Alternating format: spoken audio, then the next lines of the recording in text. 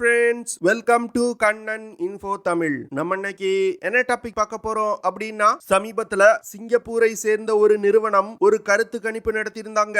அந்த கருத்து கணிப்புல ஆசியான் நாடுகளிடையே இந்தியாவுடைய மதிப்பு பெருமளவுல அதிகரிச்சிருப்பதா சொல்லப்படுது. ஆசியான் நாடுகள் அப்படிங்கிறது தென்சீன கடல் மற்றும் இந்திய பெருங்கடல் பகுதியில் இருக்கக்கூடிய 11 சிறிய நாடுகள் அடங்கிய கூட்டமைப்பு தான் ஆசியான் நாடுகள். இந்த நாடுகளிடையே பல வருடங்களா சீனா பெருமளவுல தன்னுடைய வல்லாதிக்கத்தை செலுத்தி வந்துகிட்டு இருக்காங்க. இந்த சூழ்நிலையில தான் இந்தியாவுடைய இன்ஃப்ளூயன்ஸ் ஆசியான் நாடுகள்ல அதிகரிக்க ஆரம்பிச்சிருக்கு அப்படின்னு இந்த ரிப்போர்ட் வந்திருக்கு. இந்தியாவுடைய இன்ஃப்ளூயன்ஸ் ஆசியான் நாடுகள்ல அதிகரிப்பதற்கு காரணம் என்ன? ஆசியான் நாடுகளும் இந்தியாவும் இணைந்து சீனாவுக்கு எதிரா எப்படி செயல்பட முடியும் அப்படிங்கிறது குறித்து நம்ம டீடைலா இந்த வீடியோல பார்க்கலாம். நம்ம சேனல்ல டிஃபென்ஸ் மற்றும் ஜியோ பாலிட்டிக்ஸ் சம்பந்தமா தினம் ஒரு வீடியோ பப்ளிஷ் பண்ணிட்டு இருக்கோம். உங்களுக்கு நம்ம சேனல்ல பப்ளிஷ் ஆகக்கூடிய வீடியோஸ் பிடிச்சிருந்துச்சுன்னா சேனலை சப்ஸ்கிரைப் பண்ணி சப்போர்ட் பண்ணுங்க. நீங்க பண்ற ஒவ்வொரு சப்ஸ்கிரிப்ஷனும் எனக்கு அடுத்தடுத்த வீடியோஸ் போடுறதுக்கு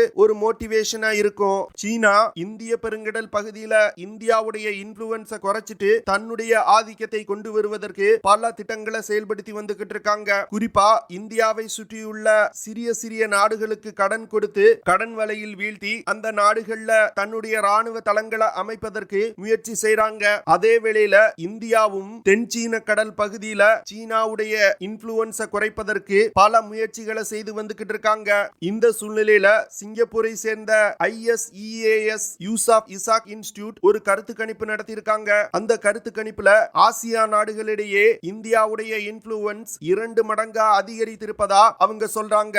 இதே நிறுவனம் 2022 நடத்திய கருத்து கணிப்புல ஆசியா நாடுகளிடையே இந்தியாவுடைய இன்ஃப்ளூயன்ஸ் வெறும் 5.1% தான் இருந்திருக்கு. ஆனா 2023 வருடம் நடத்திய கருத்து கணிப்புல இந்தியாவுடைய அப்ரூவல் ரேட்டிங் 11.3% அதிகரிச்சிருக்கு. ஆசியா நாடுகளிடையே அதிக இன்ஃப்ளூயன்ஸ் கொண்ட நாடுகள் அடங்கிய பட்டியல்ல இந்தியா 3வது இடத்தை பிடிச்சிருக்கு. அதற்கு பிறகுதான் ஆஸ்திரேலியா, பிரிட்டன் மற்றும் சவுத் கொரியா நாடுகள் இருக்கு. உக்ரைன் ரஷ்யா போர் விஷயத்துல இந்தியா நியூட்ரல் ஸ்டாண்ட் எடுத்திருந்தாலும் ஆசியா நாடுகளிடையே இந்தியாவுடைய நன்மதிப்பு பெருமளவில் அதிகரிச்சிருக்கு. இதற்கு முக்கிய காரணம் தென்சீன கடல் பகுதியில தன்னுடைய இன்ஃப்ளூயன்ஸை கொண்டு வருவதற்கு இந்தியா 1990களில் இருந்தே ஆக்ட் ஈஸ்ட் பாலிசியை ஃபாலோ பண்ணி வந்துகிட்டு இருக்காங்க. ஆனா 2014க்கு பிறகு இந்த பாலிசியில சில முக்கியமான மாற்றங்களை கொண்டு வந்திருக்காங்க.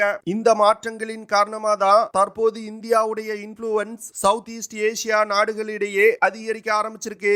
இந்தியா மற்றும் ஆசியா நாடுகளுக்கு இடையிலான உறவுல அரசியல், பொருளாதாரம் மற்றும் பல ஸ்ட்ராட்டஜிக்கல் முக்கியத்துவம் வாய்ந்த விஷயங்கள் பின்னி பிணைந்து இருக்குது. இதன் காரணமா இந்தியா மற்றும் ஆசியா நாடுகளுக்கு வரக்கூடிய பிரச்சனைகளும் ஒரே விதமா தான் இருக்குது. இதன் காரணமா இந்தியா மற்றும் சவுத் ஈஸ்ட் ஏசியா நாடுகள் டிஃபென்ஸ் மற்றும் செக்யூரிட்டி ரிலேஷன்ஷிப்ல ஒருங்கிணைந்து செயல்பட ஆரம்பிச்சிருக்காங்க. ஆசியா நாடுகள் அப்படிங்கிறது Brunei, Cambodia, East Timor, Indonesia, Malaysia, Myanmar, Philippines, Singapore, Thailand, Vietnam, Laos போன்ற 11 நாடுகள் அடங்கிய கூட்டமைப்பு. இந்த நாடுகளுடன் சமீப காலமா இந்தியா தன்னுடைய ராணுவ உறவை வலிமைப்படுத்த ஆரம்பிச்சிருக்காங்க. குறிப்பா சொல்லணும் அப்படின்னா வியட்நாம், மலேசியா மற்றும் தாய்லாந்து போன்ற நாடுகளுடைய ஃபைட்டர் ஜெட் விமானிகளுக்கு பயிற்சி கொடுப்பது, நீர்மூழ்கி கப்பல்களை இயக்கக்கூடிய வீரர்களுக்கு பயிற்சி கொடுப்பது போன்ற விஷயங்களை இந்தியா செஞ்சு வந்துகிட்டு இருக்காங்க. அது மட்டும் இல்லாம பிலிப்பைன் நாட்டிற்கு தன்னுடைய அதிநவீன பிரம்மோஸ் சூப்பர்சானிக் க்ரூஸ் மிசைல்களை சமீபத்தில் ஏற்றுமதி செஞ்சிருக்காங்க. இந்தோனேசிய விமானப்படையில் இருக்கக்கூடிய ஃபைட்டர் ஜெட் விமானங்களை மெயின்டைன் செய்வதற்கும் இந்தியா உதவி செய்றாங்க. இந்தியாவின் பிரம்மோஸ் மிசைல்களை வாங்குவதற்கு பல ஆசியா நாடுகள் விருப்பம் தெரிவிச்சிருக்காங்க. குறிப்பா வியட்நாம் மற்றும் இந்தோனேசியா நாடுகள் பிரம்மோஸ் மிசைல்களை வாங்குவதற்கு அதிக ஆர்வம் தெரிவிச்சிருக்காங்க. இந்தோனேசியாவுடனான பிரம்மோஸ் மிசைல் ஒப்பந்தம் இன்னும் ஓரிரு மாதங்கள்ல கையெழுத்திடப்படுவதற்கு வாய்ப்பு இருக்கு. இந்தியா ஆசியா நாடுகளிடையே தன்னுடைய இன்ஃப்ளூயன்ஸை கொண்டு வருவதற்கு லுக் ஈஸ்ட் பாலிசியை ஃபாலோ பண்ணி வர்ற அதே வேளையில ஆசியா நாடுகள் சீனாவின் ஆதிக்கத்தில் இருந்து விடுபட்டு தன்னிச்சையாக செயல்படுவதற்கு லுக் வெஸ்ட் பாலிசியை ஃபாலோ பண்றாங்க. குறிப்பா தாய்லாந்து, சிங்கப்பூர் போன்ற நாடுகள் லுக் வெஸ்ட் பாலிசியை ஃபாலோ பண்றாங்க. இதன் மூலமா இந்தியா மற்றும் ஆசியா நாடுகளுக்கு இடையிலான உறவுல மிகப்பெரிய முன்னேற்றங்கள் ஏற்பட்டிருக்கு. அதே வேளையில சிங்கப்பூர் நிறுவனம் நடத்திய கருத்து கணிப்புல ஆசியா நாடுகளிடையே சீனாவுடைய நன்மதிப்பு பெரும் பெருமளவுல குறைய ஆரம்பிச்சிருக்கு. 2022ல நடத்திய கருத்து கணிப்புல சீனா 76.7% அப்ரூவல் ரேட்டிங் பெற்றிருந்தாங்க. ஆனா 2023வது வருடம் நடத்திய கருத்து கணிப்புல 59.5% அது குறைஞ்சிருக்கு. இதற்கு முக்கிய காரணம் தென்சீன கடல் பகுதியில சீனாவின் செயல்பாடுகள் மற்றும் அமெரிக்கா சீனாவுக்கு இடையே நடந்து வரும் வர்த்தக போர். இந்த ரெண்டு விஷயங்கள் காரணமா ஆசியான் நாடுகள் பெருமளவுல பாதிக்கப்படுறாங்க. அதே கருத்து கணிப்புல ஆசியான் நாடுகளிடையே எந்த நாடு அரசியல் ரீதியாகவும் ஸ்ட்ராட்டஜிக்கல் ரீதியாகவும் அதிக இன்ஃப்ளூயன்ஸ் கொண்ட நாடா இருக்கு அப்படின்னு கேட்கப்பட்ட கேள்வியில சீனாவுக்கு 41.5% அப்ரூவல் ரேட்டிங் கிடைச்சிருக்கு. அதுவே 2022வது வருடம் நடத்திய கருத்து கணிப்புல 54.4% அப்ரூவல் ரேட்டிங் கிடைச்சிருக்கு. இந்த விஷயத்திலையும் சீனா ஆசியான் நாடுகளிடையே ஒரு பெரும் சர்க்கலை சந்திச்சு வர்றாங்க. ஆசியான் நாடுகள் தற்போதுதான் இந்தியாவை ஒரு மிலிட்டரி பவரா பார்க்க ஆரம்பிச்சிருக்காங்க. அதே கருத்து கணிப்புல இந்தியாவை நம்பலாமா அப்படின்னு கேட்கப்பட்ட கேள்விக்கு 18.2% அப்ரூவல் ரேட்டிங் கிடைச்சிருக்கு. 2022வது வருடத்துல 6.6% தான் அப்ரூவல் ரேட்டிங் கிடைச்சிருக்கு. இதிலிருந்து ஆசியான் நாடுகள் இந்தியாவுடைய மிலிட்டரி பவரை உலக சமாதானத்துக்கானது அப்படின்னு பார்க்கறாங்க.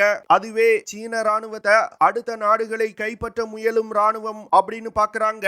இதற்கு முக்கிய காரணம் சரித்திரத்துல பல விஷயங்கள் ஆசியான் நாடுகள்ல சீனாவால் செய்யப்பட்டிருக்கு. குறிப்பா சொல்லணும் அப்படின்னா 1950ல பிரான்ஸ் சவுத் சைனா சீல இருந்து தன்னுடைய படையை திரும்ப பெற்ற போது பார்சல் ஐலாண்ட்ல சில பகுதிகளை சீனா கைப்பற்றிட்டாங்க. அடுத்து 1970கள்ல வியட்நாம்ல இருந்து அமெரிக்கா தன்னுடைய படையை திரும்ப பெற்ற போது மீதமுள்ள பார்சல் ஐலாண்டையும் கைப்பற்றிட்டாங்க. அடுத்து 1980கள்ல சோவியத் யூனியன் வியட்நாம்ல தன்னுடைய துருப்புகளை குறைத்த போது சீனா ஸ்பிரெட்லி தீவுகள்ல இருக்கக்கூடிய 6 சிறிய தீவுகளை கைப்பற்றிட்டாங்க. அடுத்து 1970கள்ல பிலிப்பைன்ல இருந்து அமெரிக்கா தன்னுடைய படையை திரும்ப பெற்ற போது மிஸ்சீஃப் ரீஃப் அப்படிங்கிற தீவை கைப்பற்றிட்டாங்க. இதுல இருந்து சீனாவுடைய செயல்பாடுகள்ல ஒரு பேட்டர்னை பார்க்க முடியுது. அதாவது உலகில் எப்பொழுதெல்லாம் ஒரு பவர் வேக்யூம் ஏற்படுதோ அப்பொழுதெல்லாம் சீனா தென் சீன கடல் பகுதியில சில பகுதிகளை கைப்பற்றாங்க. தற்போது நடந்து வரும் உக்ரைன் ரஷ்யா போர் காரணமா அமெரிக்கா மற்றும் மேற்கத்திய நாடுகள் ரஷ்யாவுடன் சண்டையிட்டு வந்துகிட்டு இருக்காங்க. இந்த சண்டையில ரஷ்யா இல்லன்னா மேற்கத்திய நாடுகள் வலிமை இழக்கும் பொழுது சீனா தாய்வானை கைப்பற்றுவதற்கு வாய்ப்பு இருக்கு. இந்த விஷயம் பல ஆசியான் நாடுகளுக்கு பிடிக்கல. ஏன்னா இதே போன்ற ஒரு நிலை சீனாவால் தங்களுக்கும் ஏற்பட வாய்ப்பு இருக்கு அப்படிங்கிறது அவங்களுக்கு நல்லா தெரியும். ஆசியான் நாடுகள் பொருளாதார ரீதியா அதிகமா சீனாவை சார்ந்து இருந்தா தங்களுக்கு ஆபத்து அப்படிங்கறத உணர ஆரம்பிச்சிருக்காங்க. இதன் காரணமா தான் தற்போது இந்தியாவுடன் பல நாடுகள் இணைந்து செயல்பட முன்வந்திருக்காங்க. சீனா 2012 இருந்து 2021வது வருடத்துக்குள்ள தன்னுடைய ராணுவ பட்ஜெட்டை 72% அதிகரிச்சிருக்காங்க. அதுவே இந்தியாவை பார்த்தீங்கன்னா 33% அதிகரிச்சிருக்காங்க. சிங்கப்பூர் 24% அதிகரிச்சிருக்காங்க. இந்தோனேஷியா 35% அதிகரிச்சிருக்காங்க.